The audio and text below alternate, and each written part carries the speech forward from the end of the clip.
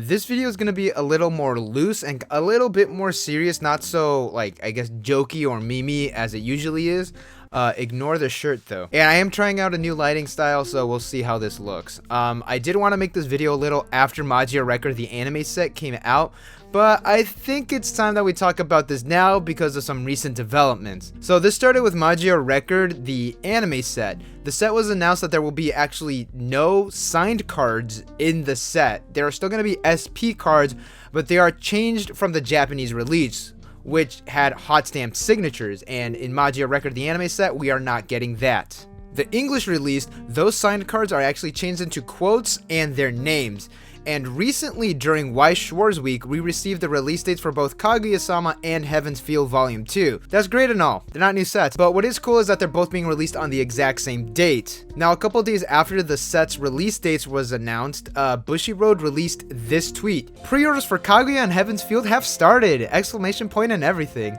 The artwork for the SP and the SEC cards in the aforementioned products have been modified. Please visit our website for more details. Talk about swiping the rug from right under us. Hit us with the good news, then you stab us in the heart. Similar to how Magia Record, the anime set, all of the SP cards as well as the SEC cards will not contain any signatures. They're going to have quotes from the characters and their names hot stamped. That is right, we're not receiving any signed cards in either sets. As of recording this, we do not have the art for the signed cards, the SP cards for Heaven's Feel. Now, there is a lot of speculation as to why we are not getting any of these signed cards. One theory is that Bushiroad just could not grab some sort of rights from the VA signatures.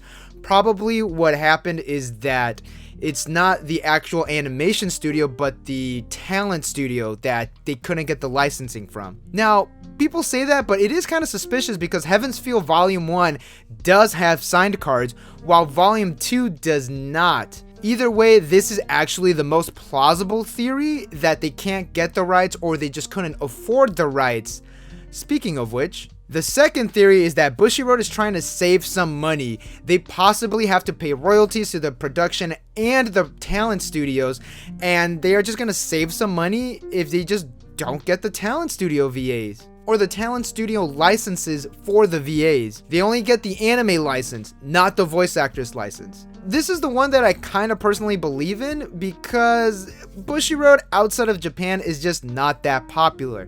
Yeah, they have Vanguard and the Bang Dreams, but the Weiss Schwarz, it's not that big of a moneymaker when you compare it to Japan. To help offset some costs, they could just skip the signatures to save some money. I personally believe they're not doing this intently if they are skipping the signed cards to save some money. Because of the pandemic, I am assuming that they have not made as much money as they have hoped. Because when your whole business model revolves around people having a disposable income and having large rooms filled with hundreds of people, you're gonna be hurting a little. Damn.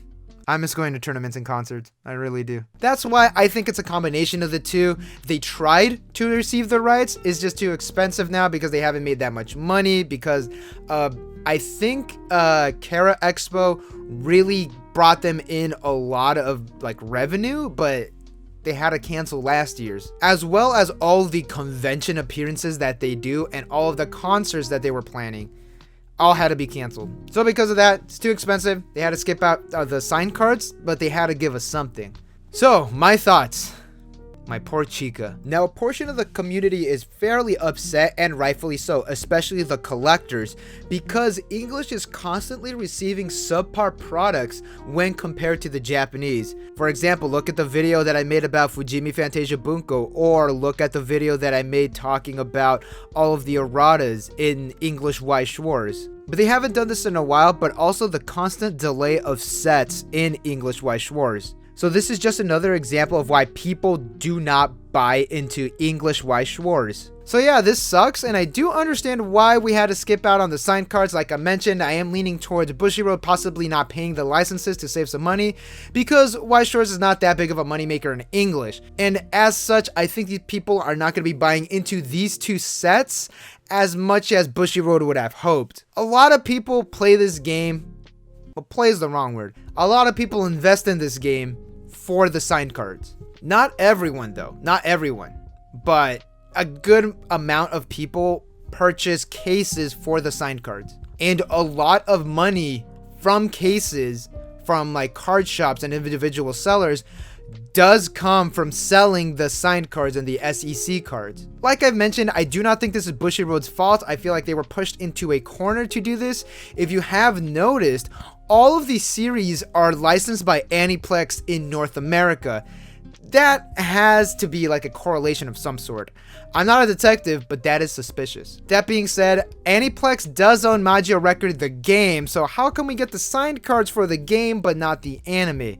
I think it's probably because the game was shut down and the license was just cheap because the game doesn't exist anymore.